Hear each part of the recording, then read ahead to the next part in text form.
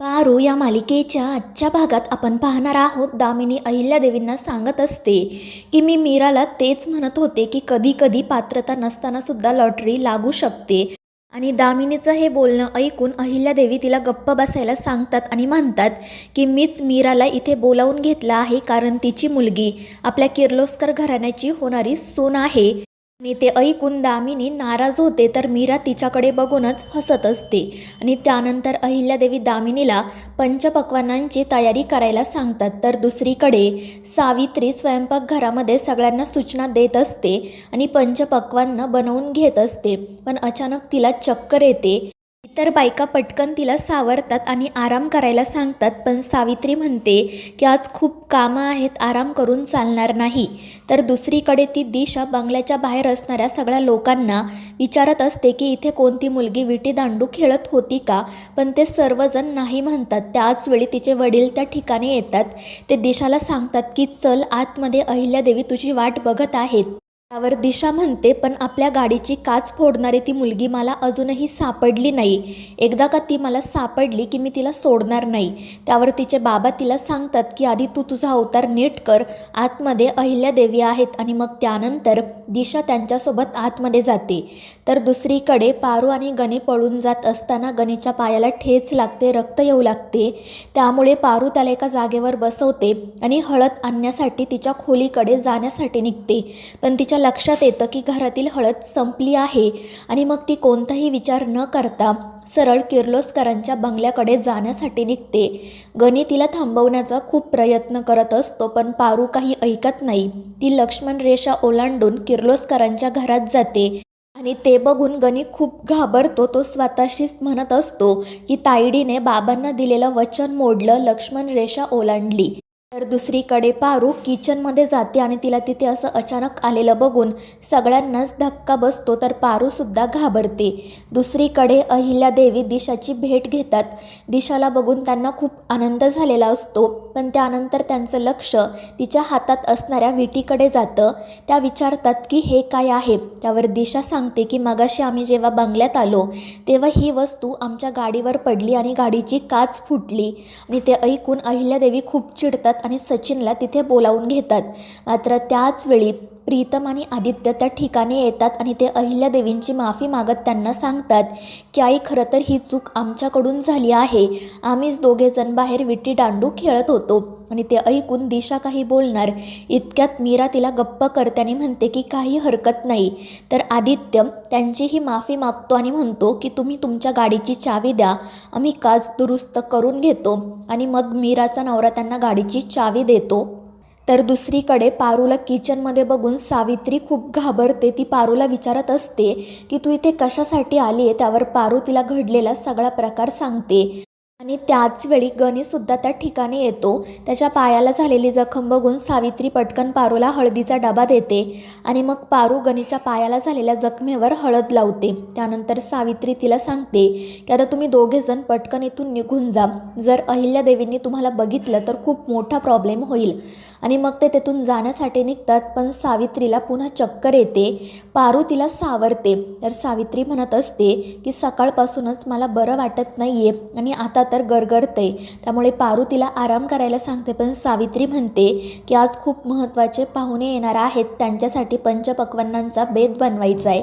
पण पारू म्हणते की सावित्री आत्या तू आराम कर, जेवण मी बनवते. मात्र सावित्री या गोष्टीसाठी नकार देते. पण पारू काही ऐकत नाही. ती म्हणते की आत्या मी तुझ्यासाठी काढा बनवून आणते, तू इथेच बस आणि मी जे काही बनवते त्यावर लक्ष ठेव. आणि मग शेवटी सावित्री तयार होते. तर दुसरीकडे अहिल्यादेवी दिशाला म्हणत असतात की तू किर्लोस्कर घराण्याची होणारी सून आहे, त्यामुळे या घराण्याच्या सगळ्या मान मर्यादा तुला समजून घ्यायला हव्यात. आणि ते ऐकून प्रीतम हसतच आदित्यकडे बघतो आणि त्याचं अभिनंदन करतो. कारण त्याला असं वाटत असतं की दिशाचं आणि आदित्यचंच लग्न होणार आहे. आणि मग त्यानंतर ते दोघेजण तेथून निघून जातात. तर दामिनी मुद्दाम मीराला विचारत असते की तुम्हाला हुंडा द्यायला तर जमेल ना. आणि ते ऐकून अहिल्यादेवी तिच्यावर खूप चिडतात. त्या दामिनीला विचारतात की किर्लोस्कर कधी हुंडा घेतील का. आणि ते ऐकून दामिनी खाली मान घालते.